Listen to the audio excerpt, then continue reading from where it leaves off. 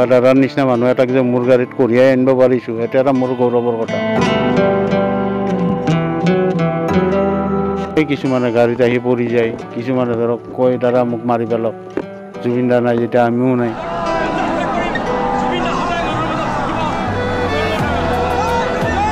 পইচাই লাগি আছে পিছফালৰ পৰা, এনেকুৱা লাগে গাড়ীখন জানো নিজে এহঁতে ঠেলি দাঙিয়ে লৈ যাব নেকি, এনেকুৱা টাইপ লাগি থাকে।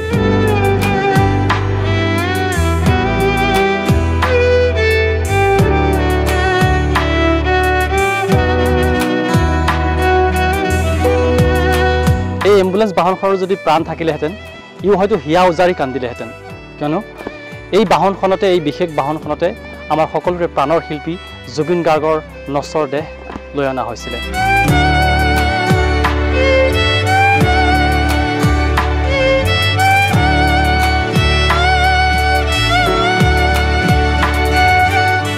জুবিন গাৰ্গৰ অনাকাংক্ষিত মৃত্যুৰ পিছত দিল্লীৰ পৰা গুৱাহাটী বিমানবন্দৰলৈ লৈ অনা হৈছিলে তেওঁৰ মৃতদেহ, আৰু সেই নশ্বৰ দেহ গুৱাহাটী বিমানবন্দৰৰ পৰা সৰুসজাইত অনা হৈছিলে এখন পুষ্পসজ্জিত বাহনত, এখন বিশেষ এম্বুলেন্সত। আৰু সেই বিশেষ এম্বুলেন্সৰ সেই চালকজন আমাৰ সৈতে উপস্থিত আছে। হতাশ হৈ গৈছোঁ, মালিকে যেতিয়া আহি মোক কৈ আছে আৰু যে মানে টিকেনটা তই যাব লাগিব জুবিনৰ ডিউটিত, তেতিয়া আৰু মইতো আৰু পাগল টাইপ হৈ গ'লোঁ। মই বোলো আৰু এতিয়াই শুনিলোঁ আৰু এতিয়াই আমাৰ ডিউটিৰ পৰিল। তাৰপিছত যেতিয়া আমাৰ অফিচৰ পৰা ছাৰ্ভিচৰ পৰা যেতিয়া মানে মালিকে যাই মোক কৈছে যে টিকেনটা তই তাড়াতাড়ি ৰেডি হ, জুবিন দাৰ ডিউটিত যাব লাগিব। তাৰপিছত দৌৰি আহিলোঁ, আমাৰ পাৰ্কিঙৰ পৰা গাড়ী লৈ গ'লোঁ, গৈ আমি দেখাই মেলি ছাৰেই চিলেক্ট কৰি থৈ গৈছিলে গাড়ী। আৰু কান্দি গাড়ী চলাই আছিলোঁ দাদা। মানুহটো ৰাইজৰ যেতিয়া পাব্লিকে কান্দে, মোক দেখি চাই কান্দিলে মোৰো কান্দা নোলায়, জুবিনদাৰ গান শুনিলে কান্দা নোলায়। মায়াবিনী ৰাতিৰ বুকুত দেখা পালো তোমাৰ ছবি। এইখন গাড়ীৰ এটা পাৰ্মানেণ্ট ড্ৰাইভাৰ আছে, চম্পক পাটগিৰি।